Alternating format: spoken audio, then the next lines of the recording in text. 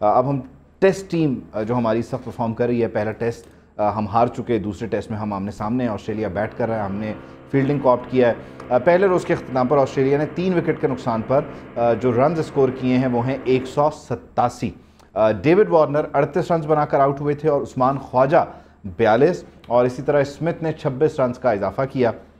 हसन अली, आमिर जमाल और आगा सलमान ने एक एक विकेट हासिल की और ओपनिंग बल्लेबाज ने 90 रन की शराकत दारी की और सीरीज़ में ऑस्ट्रेलिया को 1-0 की बरतरी हासिल है। और पहला टेस्ट जो है वो हम हारे थे और उसके बाद कुछ अब इस दूसरे सेकंड टेस्ट के लिए हमने कुछ चेंजेस किए हैं। सरफराज जो हैं वो उनको रेस्ट दिया गया है, मोहम्मद रिजवान की एंट्री हुई है क्योंकि प्रैक्टिस मैच में उन्होंने अच्छा परफॉर्म किया था।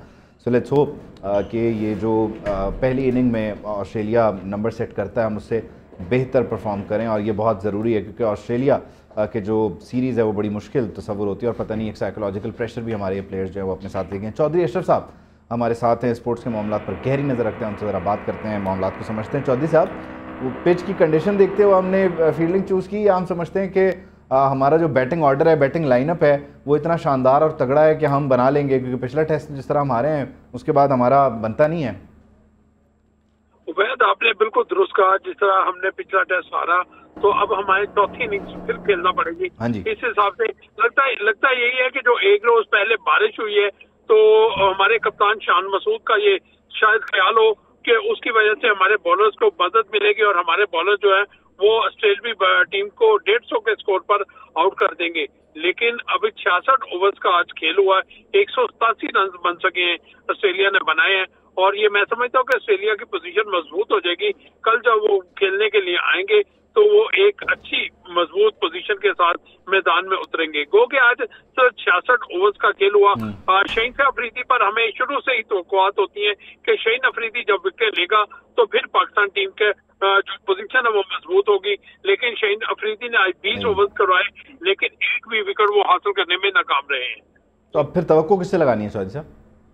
शाहीन से नहीं लगा रहे?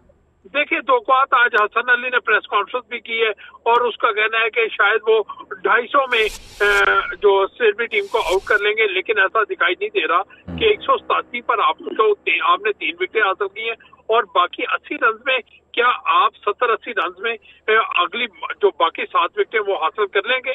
मुझे नहीं ऐसा दिखाई दे रहा। मुझे लग रहा है कि ऑस्ट्रेलिया के इस मैच में भी गिरफ्त मजबूत नहीं, कहने में क्या बुराई होती है? वो आपको याद नहीं है वर्ल्ड कप पर जाने से पहले बाबर ने कहा था कि मेरा बल्ला जवाब देगा, फिर वो जवाब ही नहीं दिया, तो हम क्या कर सकते हैं? मतलब कोई अगर बयान दागना चाह रहे हैं दागने दें। 250 पे अगर आउट कर भी देते हैं, इन्होंने अपने बैटर्स से पूछा है कि वो 250 कर लेंगे, क्योंकि ये ऑस्ट्रेलिया की सीरीज का एक साइकोलॉजिकल प्रेशर भी तो बहुत है ना, वो नजर आया आपको पहले टेस्ट में? आज ही बिल्कुल 360 रन के बड़े मार्जिन से उन्होंने जीती है। जिस तरह आपने कहा कि बाबर आजम ने कहा था कि उसका बल्ला जवाब देगा, तो वो बल्ला तो बिल्कुल ही जवाब दे गया ना, तो उसने तो कुछ भी नहीं किया। उसने कहा जी मेरी तरफ से जवाब है। तो अब ये है कि जो दावा किया हसन अली ने दावा किया है, क्योंकि इस टेस्ट मैच में पाकिस्तान की जानिब से 3 तब्दीलियां की गई हैं। रिजवान को शामिल किया गया है। मीर हमजा 2019 में वो ऑस्ट्रेलिया के खिलाफ उनका डेब्यू हुआ था और 2023 में यानी कि 4 साल बाद वो फिर अपना चौथा टेस्ट मैच खेल रहे हैं, जो अभी मेलबर्न में खेल रहे हैं। तो आप अंदाजा कर लें कि 4 साल बाद फिर उसी खिलाड़ी को शामिल किया है, लेकिन अभी तक तो वो सूदमंद साबित नहीं हो सका। तो दिखाई यही दे रहा है कि ये सिर्फ रस्मी कार्रवाई पूरी करनी है जो 3 टेस्ट मैच खेलने की। नहीं, लेकिन रस्मी कार्रवाई फिर मतलब किस तरह से? चैंपियंस ट्रॉफी का मामला है और वो टेस्ट चैंपियनशिप है ये बेसिकली, तो अगर आप रस्मी कार्रवाई लेने लगेंगे इंटरनेशनल इवेंट्स को, टूर्नामेंट्स को, तो ये भी तो अच्छा नहीं है। और फिर एक चीज़ और है, जो मॉडल चेंज हुआ, T20 अब बहुत ज़्यादा हो गया, फिर लीग्स आ गई और फिर T20 ओवरऑल भी डोमिनेट करा, उसकी वजह से फिर टेस्ट जो रूट है उसको भी तो कमज़ोर कर दिया गया ना, वहाँ पर अब मेहनत ही नहीं होती। बोर्ड्स का क्या इंटरेस्ट रह गया, आप खुद बता सकते हैं? उबैद, सारे प्लेयर्स की तवज्जो है T20 पर। T20 में छोटे फॉर्मेट में 4 ओवर्स के खेल में या 20 ओवर्स के खेल में उनको इतने पैसे मिल जाते हैं कि वो टेस्ट की तरफ, रेड बॉल की तरफ तवज्जो ही नहीं है। हाँ, तो अभी जो टीम डायरेक्टर बने मोहम्मद हफीज, उन्होंने भी इस बात पर तवज्जो दिलाई है कि हमें ऐसे प्रोग्राम शुरू करने पड़ेंगे ताकि नौजवान क्रिकेटर जो है वो रेड बॉल की तरफ ज्यादा से ज्यादा आ सके। लेकिन क्योंकि जब कोई ओहदे पे आता है तो दावे तो बड़े करता है, दावों का पर अमल दरामद होना जो है ना वो दिखाई नहीं देता। चले खैर, अभी तो ये जो टेस्ट सीरीज़ है अभी हम इसमें ही कोशिश करते हैं कि हमारी टीम को बेहतर खेल जाए, कुछ जीत वगैरह का कोई सिलसिला शुरू हो। बहुत शुक्रिया चौधरी साहब, thank you so much for your time.